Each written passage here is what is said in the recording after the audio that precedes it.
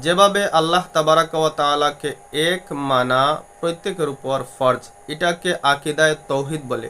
ওইভাবে নবী পাক সাল্লাল্লাহু তাআলা আলাইহি ওয়া আলিহি ওয়াসাল্লামকে আখির নবী হিসাবে মানা আমাদের প্রত্যেকের উপর ফরজ, এটাকে আকিদায়ে খতমে নবুয়ত বলে। আকিদায়ে তৌহিদ এবং আকিদায়ে খতমে নবুয়ত জরুরিয়াতে দ্বীনের অন্তর্ভুক্ত।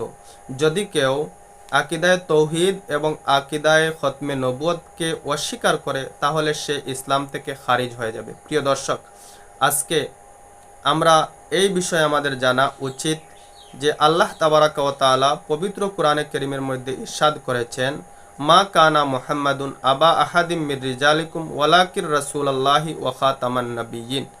এই আয়াতে করিমার মধ্যে আল্লাহ তাবারাক ওয়া তাআলা ইরশাদ করেছেন, ওয়ালাকির রাসূলুল্লাহি ওয়া খাতামান নাবিয়্যিন।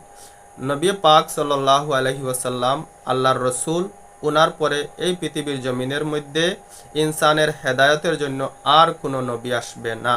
আল্লাহ তাবারাক ওয়া তাআলা 2,24,000 আম্বিয়া কিরামগণকে এই পৃথিবীর জমিনের মধ্যে অবতীর্ণ করেছেন এবং আমাদের নবী সাল্লাল্লাহু আলাইহি ওয়াসাল্লামকে আখের নবী হিসাবে সমস্ত নবীগণের পরে প্রেরণ করেছেন মানুষের কল্যাণের জন্য, হেদায়তের জন্য। আল্লাহ নবী সরকারে দু আলম সাল্লাল্লাহু আলাইহি ওয়াসাল্লাম ইরশাদ করেছেন, লা নবিয়া বাদি, আমার পরে আর কোনো নবী আসবে না। এখন যারা নবুয়তি দাবি করবে, কারণ সাহাবাই কেরামের যুগে মুসাইলামাতুল কাজ্জাব নামে একজন ব্যক্তি, সে নবুয়তি দাবি করে সে নিজে কাফির হয়েছে এবং তাদের অনুসারীরা কাফির হয়ে গেছে।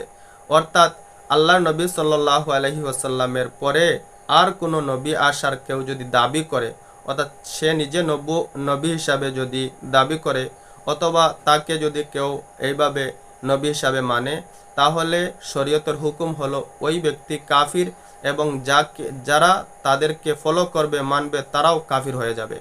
যেভাবে মুসাইলামাতুল কাজ্জাব নবুয়তি দাবি করে কাফির হয়েছে, এরপরে আরও অনেকজন নবুয়তি দাবি করেছে। মির্জা গুলাম আহমদ কাদিয়ানি নবুয়তি দাবি করে সে কাফির হয়ে গেছে এবং তার অনুসারীরাও কাফির হয়ে গেছে।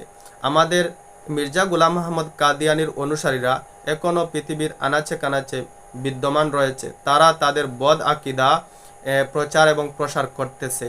তাই আমরা এই সমস্ত বদ আকিদা থেকে আমরা বাঁচা এবং আমাদের সমাজকে, আমাদের ছেলেমেয়েদেরকে আমাদের বাঁচানো আমাদের খুবই প্রয়োজন, খুবই জরুরি।